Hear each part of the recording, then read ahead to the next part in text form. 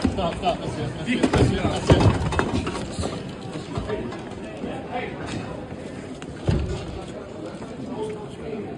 Come on, it's gone too far. It's gone too far. It has gone too far. I have an obligation to be in that room. I represent 200,000 people in Northwest Georgia who duly elected me to be here today.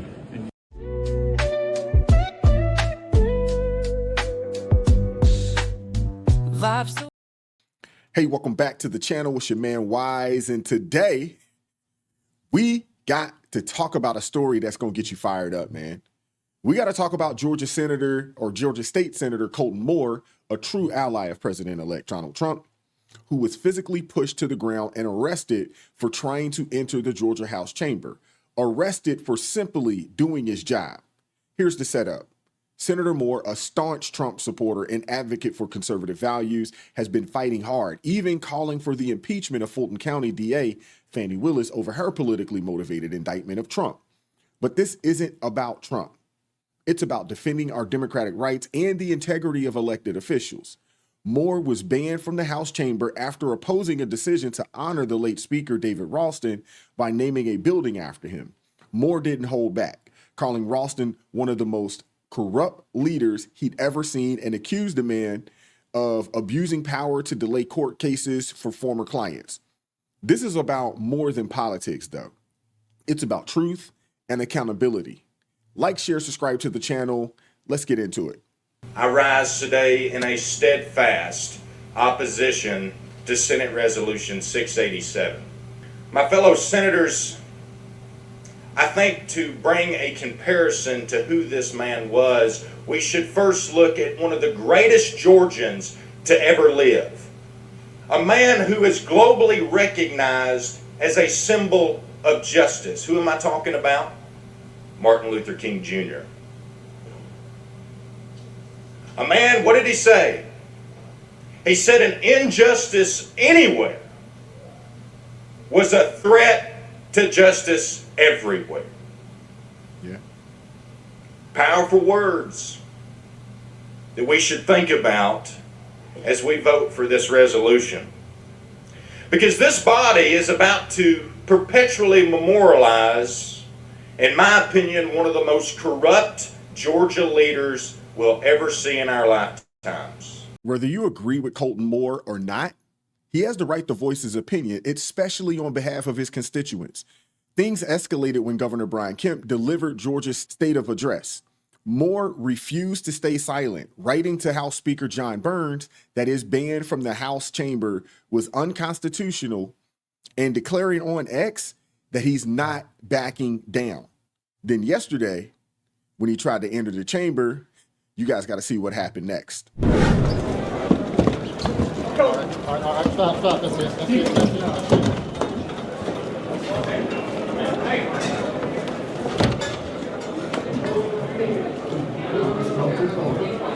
It has gone too far. I have an obligation to be in that room. I represent 200,000 people in Northwest Georgia who duly elected me to be here today. And you're hindering that. Unconstitutional. You have no respect for the Constitution. Complete disrespect to the Constitution. I don't want to go down this road with you. Major Langford, I have a constitutional obligation Understand what you're to be there. saying. Understand what you're saying. This has gone too far. So we're gonna stop. So you're preventing me from entering. Sir, the doorkeeper has no authority. Sir, As a senator of a joint session, I have more authority than this doorkeeper of the House. you're causing disturbance. You've gone to that. Sir, I've not caused a disturbance. I need to be let in. You're not going in. You're free to stand out here and hang out. There's not going to be any issues if you try to push for your prison. We're going to have an issue. Gentlemen, I'm allowed in. You're not allowed. Let me in. You're not allowed in the House chamber.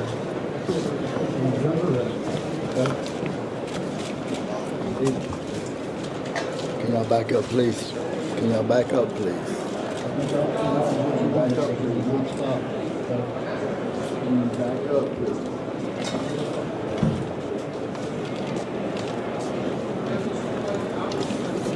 Wow. Was that a police officer who pushed him? I mean, to me, it didn't look like it, but I mean, I would assume that's some form of assault, right?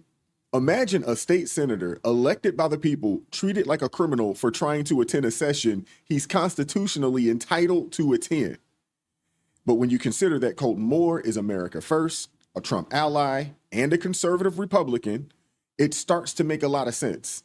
Even some Republicans have turned on him because of his support for Trump.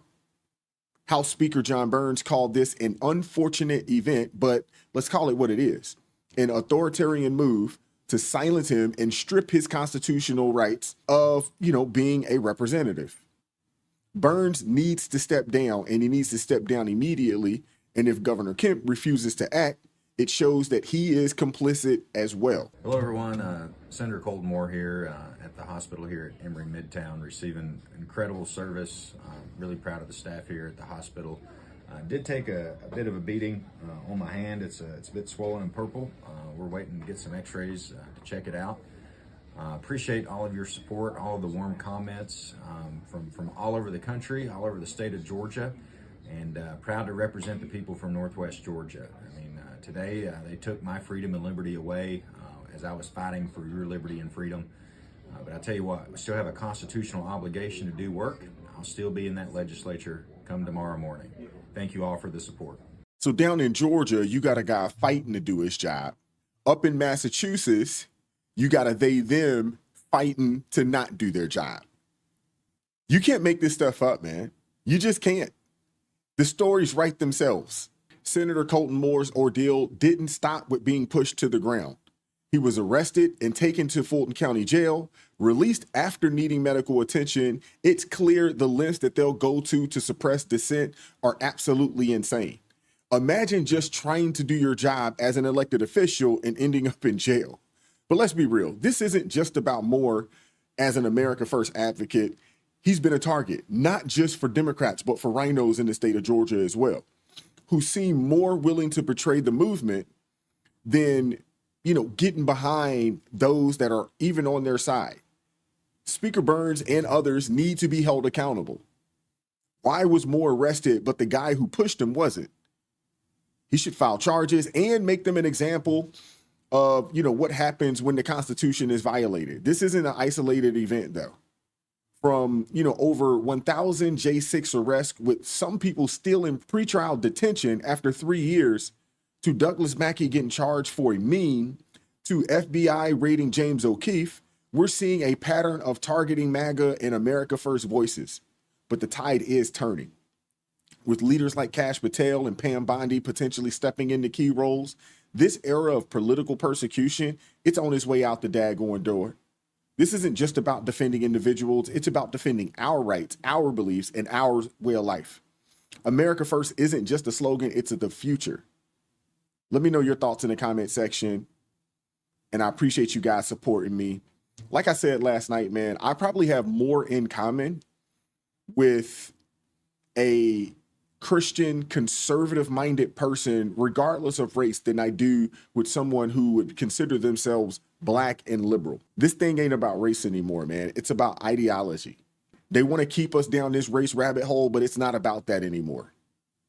It's about, do we agree upon the same foundation and fundamental principles? And in my opinion, it starts with the Word of God. And then we'll go from there.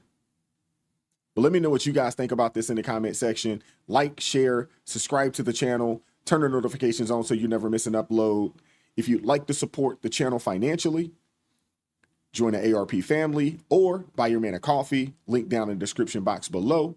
The best thing that you could do for the channel, though, is hit the like button, share this video, click that share button down below there, share it, Facebook, Reddit, X, wherever. People need to see this type of content, man. This is crazy. Keep God first in your life, stay prayed up, and we'll catch up with you all next time. Peace.